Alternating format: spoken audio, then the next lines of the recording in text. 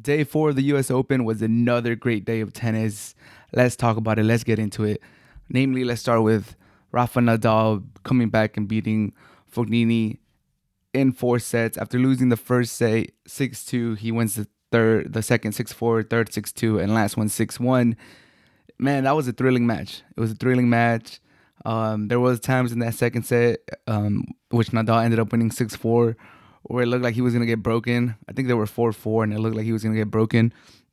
And you're just like, damn, he's about to go down two sets to Fognini. This is gonna look bad because this might be it. And then, as the warrior that Nadal is, he comes back and takes care of business in the fourth.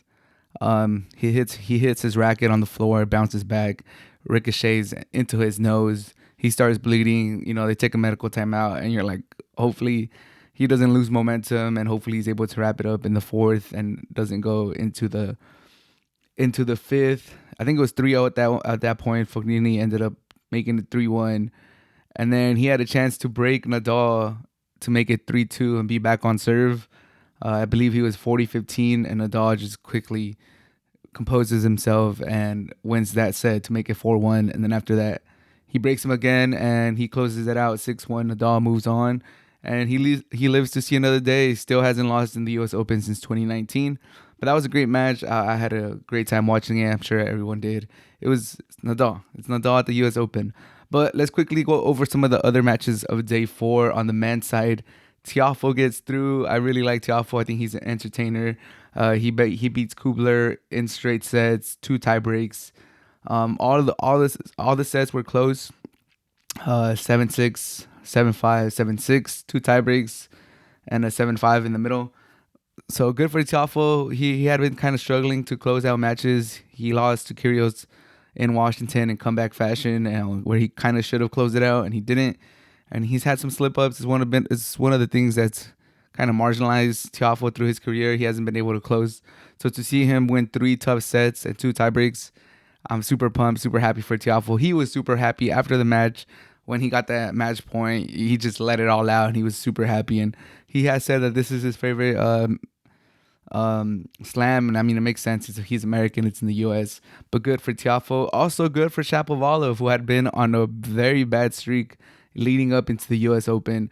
I believe the last tournament he played, he won a couple and he looked a little better, but still he had like a bad losing streak going into the U.S. Open, and to see him make it to the third round, beating Carbeles Buena, good for Chapo. It looks like he might be turning his season around. We'll see how far he gets. Shapovalov goes into the third round. Hurkacz gets upset.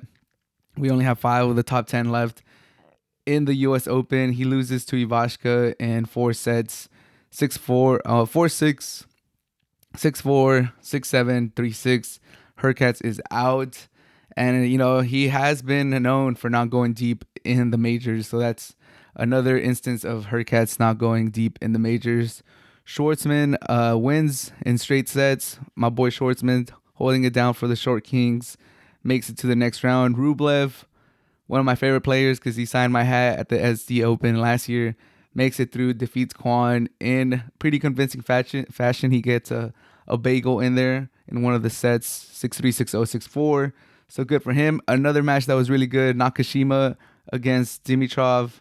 The first 2 sets were like super exciting, super close. In the first tiebreak, Dimitrov completely goes off the rails, and I think he double faulted like 3 times in the tiebreak. It was just bad, and Nakashima makes it through. Youngster American, I believe he's 21 years old, making it to the third round. So good job for Nakashima, San Diego's own. Cameron Norrie continues his solid performance in almost all the slams, making it to the third round. Musetti, another youngster, makes it to the third round, defeating Brower. Alcaraz versus Korea. Alcaraz looked in control the whole match. The third set was a little tight, but Alcaraz comes through and makes it to the next round. Sinner, another youngster, beats Eubanks, makes it to the next round. Brooksby, the American with the two-handed slice, makes it to the next round. So some Americans are going through, so that's good to see. And on the women's side, yesterday there was doubles. It was Serena Williams and Venus Williams going at it, trying to do one last run in a slam, and unfortunately for them, they did not win. They got eliminated. But it was nice to see them on court.